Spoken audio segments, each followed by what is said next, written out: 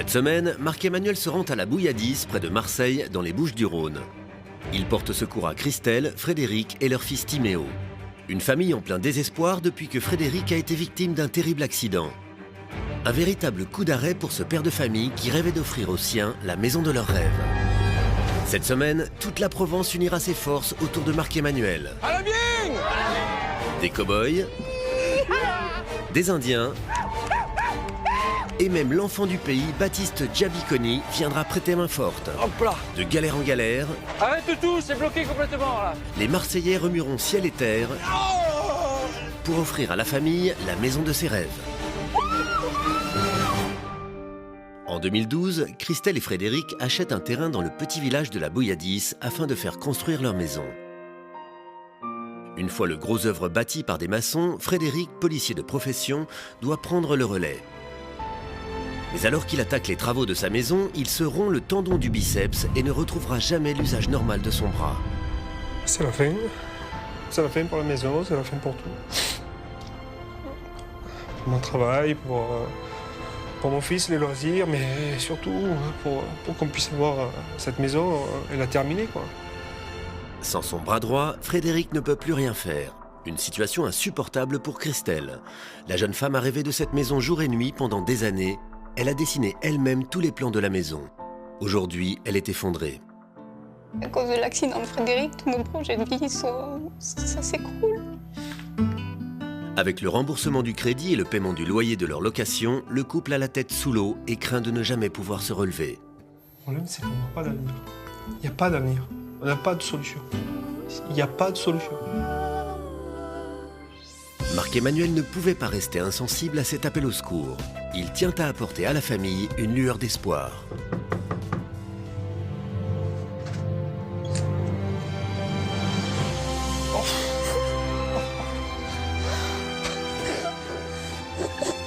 Timéo, viens. Viens me voir, viens. Oh. Magicien. Qu'est-ce que tu fais là? C'est pas possible. C'est énorme. Je ne crois pas. Timéo, viens voir qui c'est. Regarde. T'es pas surpris? Oh, tu vas. Yes. T'as besoin d'un coup de main? Oui. Elle est comment cette maison? Elle attend d'être... de renaître. J'ai tellement pleuré pour cette maison que là, merci. Allez, vous allez montrer, habillez-vous, qu'on se revoie un petit peu. Et je vous attends. Marc-Emmanuel découvre cette maison atypique imaginée par Christelle. Et elle a les tuiles bleues, cette maison. Mais sous les tuiles bleues, Marc-Emmanuel ne tarde pas à constater les premiers problèmes. C'est ouvert, en plein jour, il y a 5 cm d'ouverture. Oui, il manque 5 cm. Montrez-moi l'intérieur. Attention. La visite débute mal. Et à l'intérieur de la maison, ce n'est pas mieux. Ah, c'est le plateau brut de béton. Eh ouais. Ouais. Il y a tout à aménager. Mais là, il y a un budget de folie. C'est un truc de fou. Et la chape, combien de hauteur, là? Il y a un isolant qui vient, j'imagine.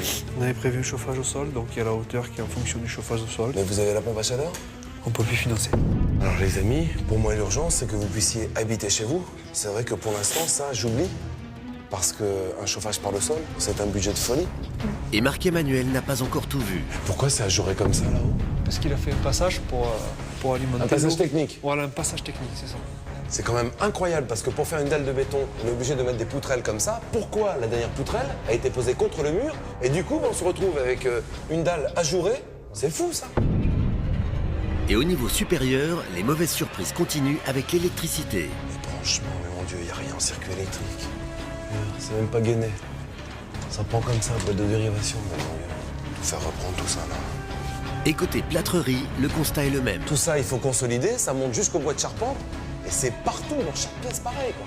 Avec de tels volumes, les travaux d'isolation s'annoncent colossaux. C'est une belle maison, mais il y a du boulot. Dans cette maison provençale, Marc-Emmanuel devra enduire toute la façade, isoler l'intégralité de la maison, revoir toutes les menuiseries, terminer tout le réseau électrique et aménager l'ensemble de la maison. Pour redonner vie à cette maison et rendre le sourire à cette petite famille provençale, Marc-Emmanuel va faire tout son possible. Cette maison, elle est vivante, cette maison. Et j'ai toujours pensé que si jamais vous venez nous aider, que tous ces bénévoles, ils allaient la rendre vivante. On va prendre le relais, les amis. On va mobiliser du monde.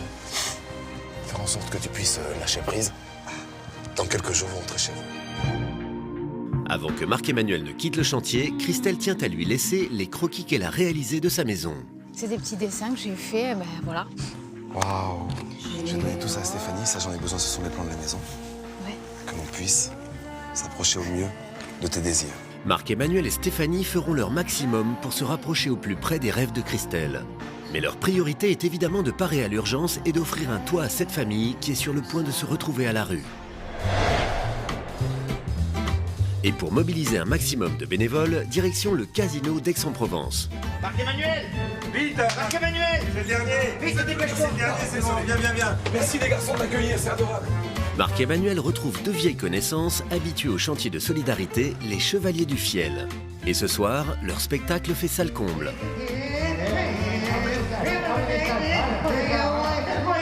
Et Marc-Emmanuel compte bien se servir de leur gigantesque scène ouverte pour toucher au plus profond le cœur des Provençaux.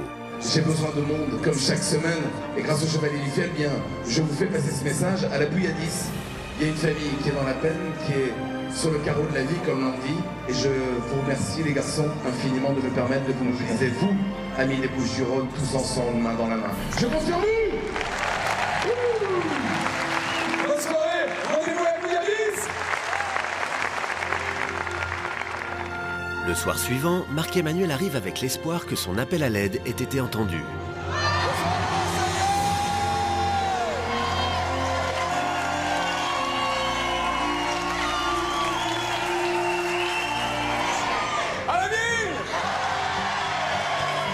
Merci mille fois d'être présent pour une famille qui était installée correctement dans la vie. Tout allait bien et du jour au lendemain, on cumule avec des pépins de santé. La particularité de ce chantier, c'est que ils l'ont voulu cette maison parce que depuis très longtemps, ils l'ont imaginée.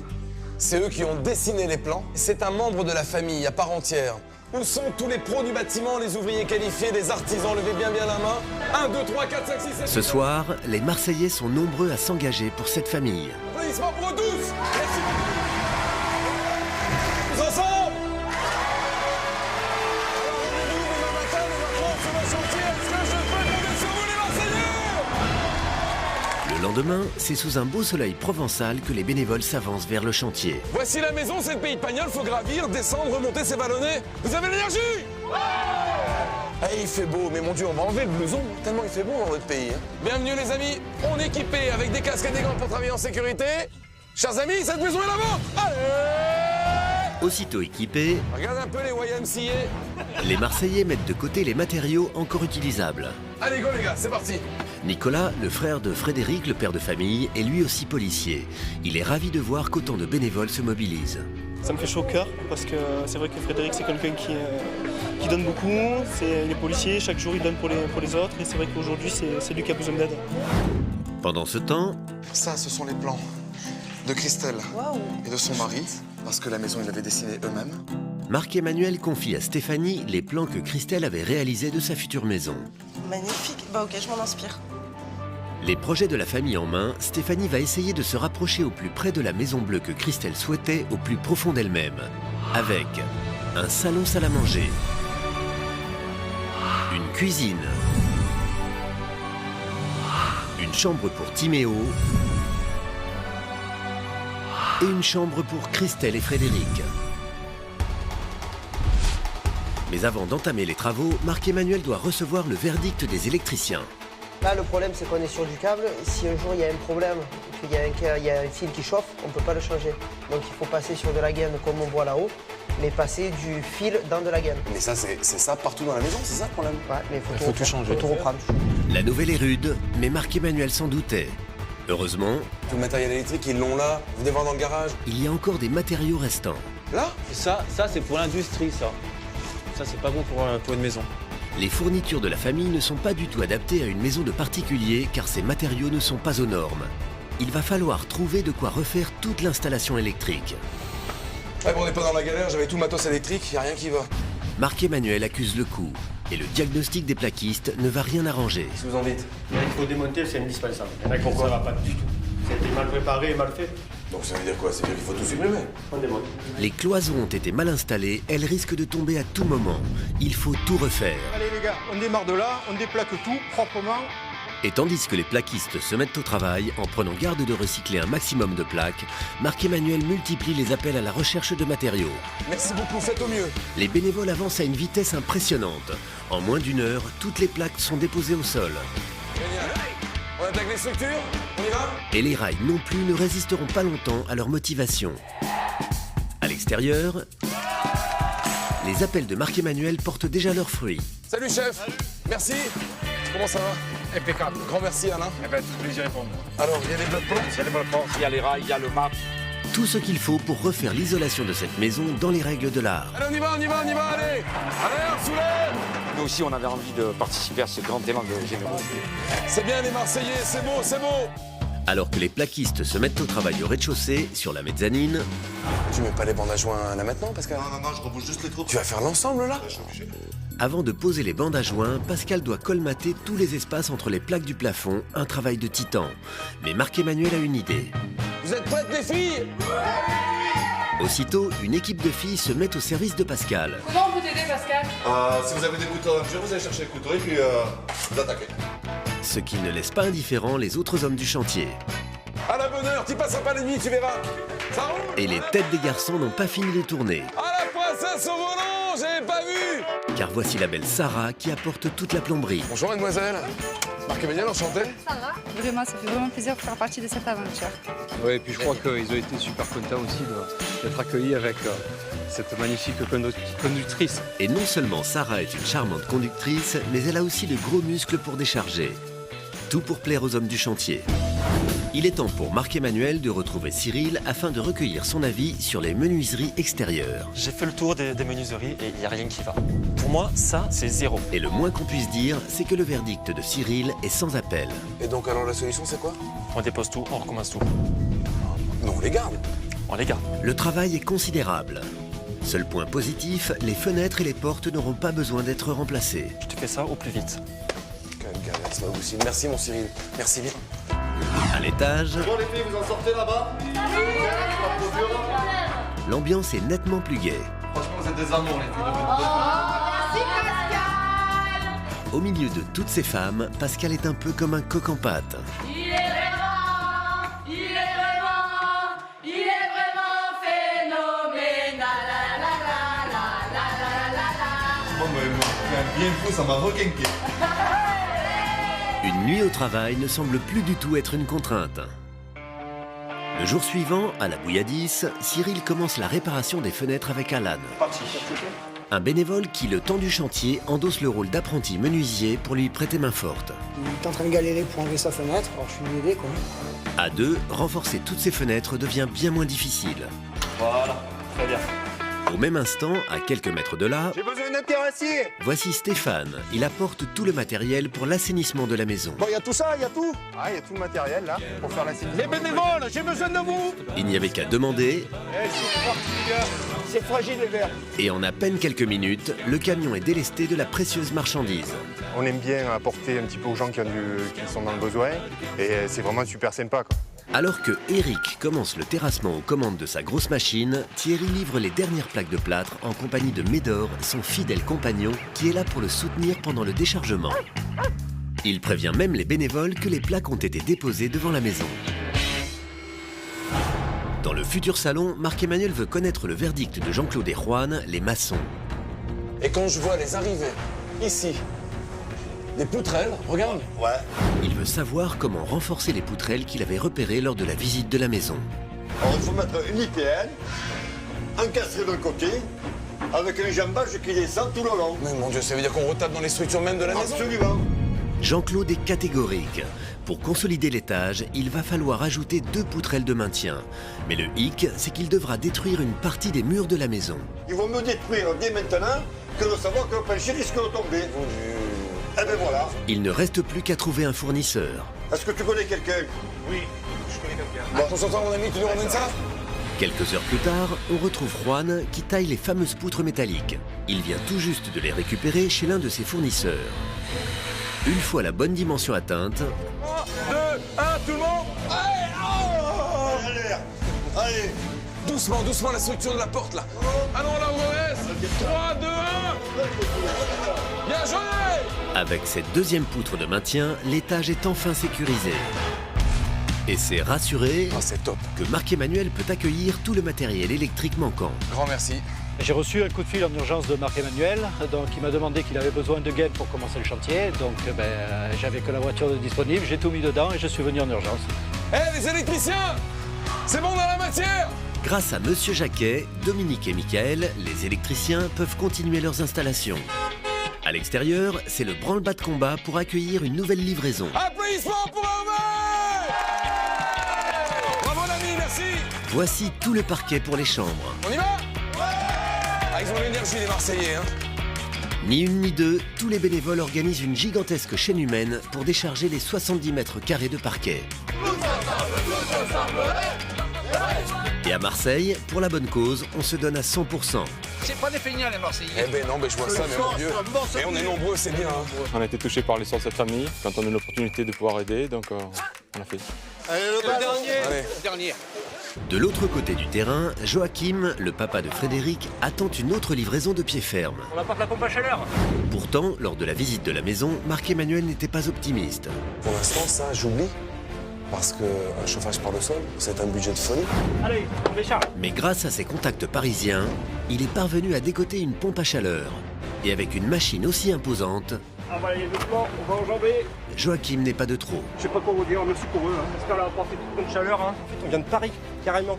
On s'est tapé les 700 bornes et c'est vrai que c'est un élan de cœur, quoi. On compte pas les kilomètres, on se dit on y est, on la pose, on la met ce soir, ça tourne et puis c'est fini, quoi. On va pouvoir installer le chauffage au sol. Et le bal des livraisons continue. On apporte de la colle et de précieux carreaux. Allez, on décharge.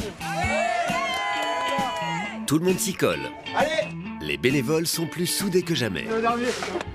Et si l'on se serre les coudes, c'est pour venir en aide à Christelle, Frédéric et Timéo. Une famille en pleine détresse depuis que Frédéric a été victime d'un terrible accident alors qu'il réalisait les travaux de la maison qu'il avait promis aux siens. C'est la fin pour la maison, c'est la fin pour tout.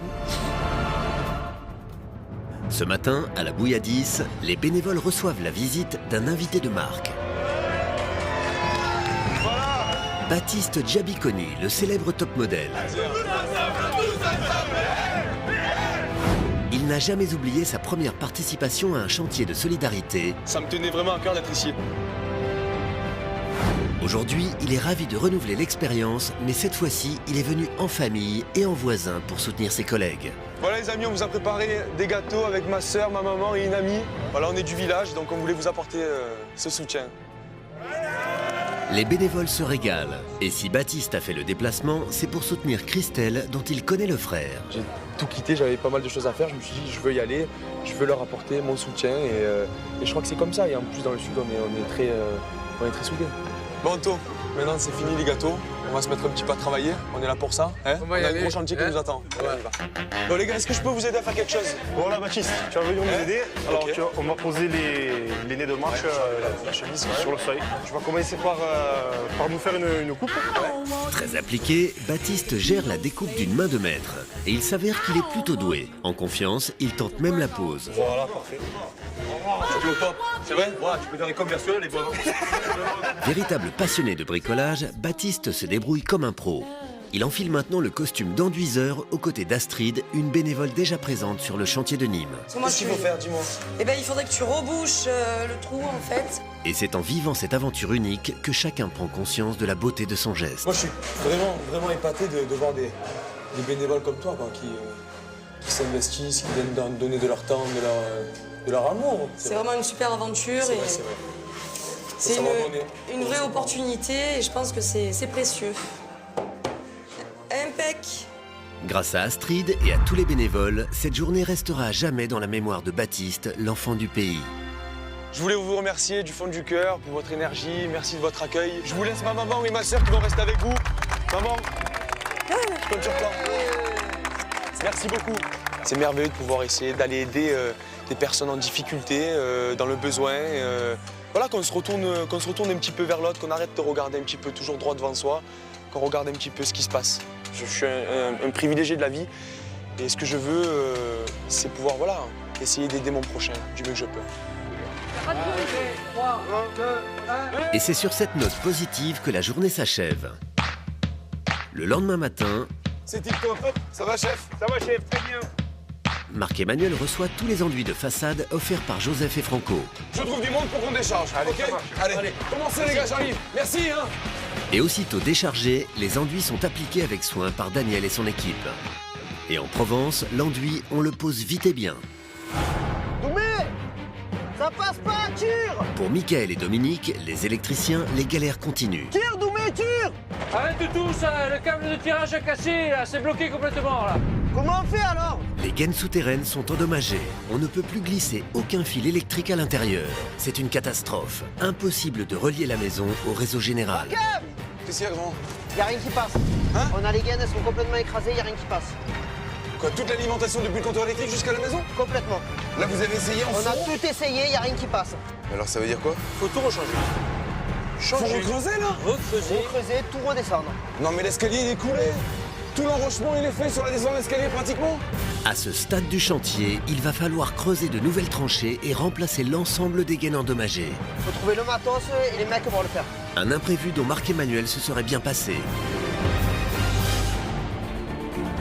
Dans un instant, vous verrez par quels moyens Marc-Emmanuel sortira le chantier de la galère. Donc là, on est condamné à creuser? Ouais. Impératif. Alors que le sol est gelé et il neige à Marseille. Et le chantier sera envahi par des Indiens et des cow-boys. Face à sa nouvelle maison, la famille découvrira l'incroyable travail des Marseillais. C'est tous ensemble, dans un instant, sur TF1.